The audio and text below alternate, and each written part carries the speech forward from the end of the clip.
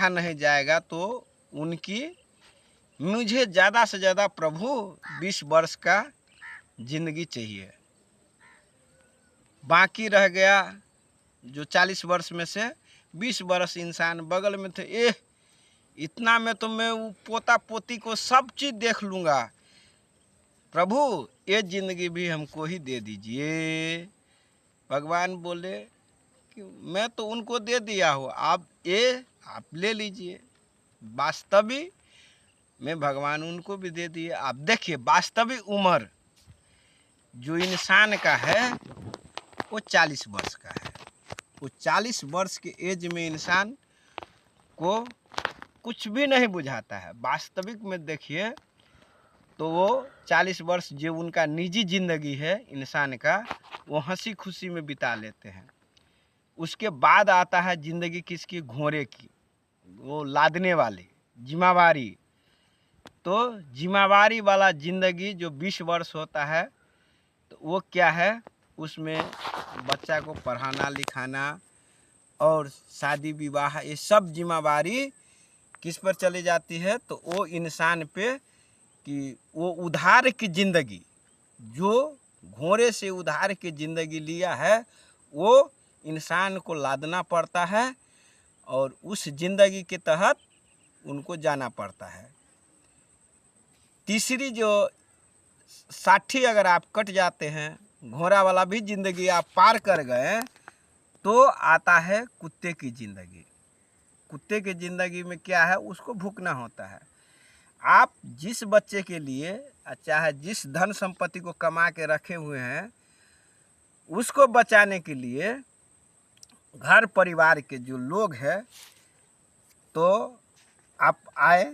अब हर एक आदमी को घर में ऐसा ही होता है, जब 60 वर्ष क्रॉस कर जाता है और वो आदमी के घर में उसके साथी संगत के लोग आते हैं, अगर वो बूढ़ा कुछ बोलता है चाहे वो आदमी, तो वो क्या कहते हैं? छोड़िए ना, कौन वो तो दिन भर कुत्ते जी का भुगता रहता है, वो छोड़ो, चलो ये हमारा दोस्त है। और वो चिल्लाते रहता है, लेकिन वो अपना जो काम है उसका वैल्यू है कुत्ते की तरह रखवाली करना, कौन आया गया वो सब का डिटेल, लेकिन वो भुगता रहता है। ये 12 बरस अगर और बच गए, जब ये 72 क्रॉस कर जाता है, तो बाकी ज़िंदगी आते हैं उल्लू वाला। अब वो एज में आदमी नहीं कहीं जा सकता है, नहीं आ सकता है। प्राय से आदमी क्या होता है? प्राय से इंसान उल्लू की तरह हो जाते हैं, उनको नहीं जाना है कहीं, ना आना है।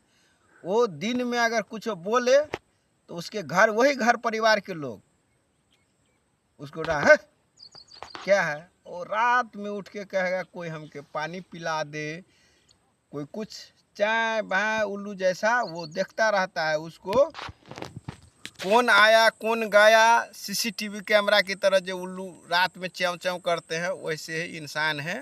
वो रात भर वो कोई आके मुझे पानी पिला दे, कोई कुछ कर दे, कोई कुछ कर दे, वो ये आस में रहता है और रात भर रखवाली करता है उस घर को। क्यों? दिन में सभी डांट को उनको रखता है, अगर बोलने नहीं देता है तो वो दिन भर सोते हैं, रात भर उसको, तो अब दिन में सोया है तो रात में नींद नहीं होगा। इसलिए वो क्या करते हैं कि वो रात का इंतज़ार करते हैं और रात में जो जाग के वो पहरेदारी करते हैं। इसलिए भगवान पहले ही जिनको 40 वर्ष का एज दिया है, वो ही एज परफेक्ट है। हाँ, ज़्यादा से ज़्यादा जिम्मेवारी वाला एज है तो वो एज है 60। 60 के बीच में हमारा सरकार को होना चाहिए। जो हमारे सरकार हैं, जो अभी चला रहे हैं, नेपाल की गतिविधि क्यों हुआ है ऐसे? जब केपी ओली का एज हो गया है उल्लू जैसा, उस एज में उसका मानसिकता क्या है? स्वार्थ की ज़िंदगी जीने वाले को ज़्यादा से ज़्यादा 60 वर्ष का एज का प्रधानमंत्री हो, राष्ट्रपति हो, तो ये नेपाल या कोई भी देश अच्छा हो सकता है। उसको जिम्मेवारी होना चाहिए। और बाकी जो सृष्टि का निर्माण किया वो लोग भी इसी तरह के हैं, लेकिन हम लालच में पड़ के हम इंसान आज ये दुर्गति कर रहे हैं। नमस्कार।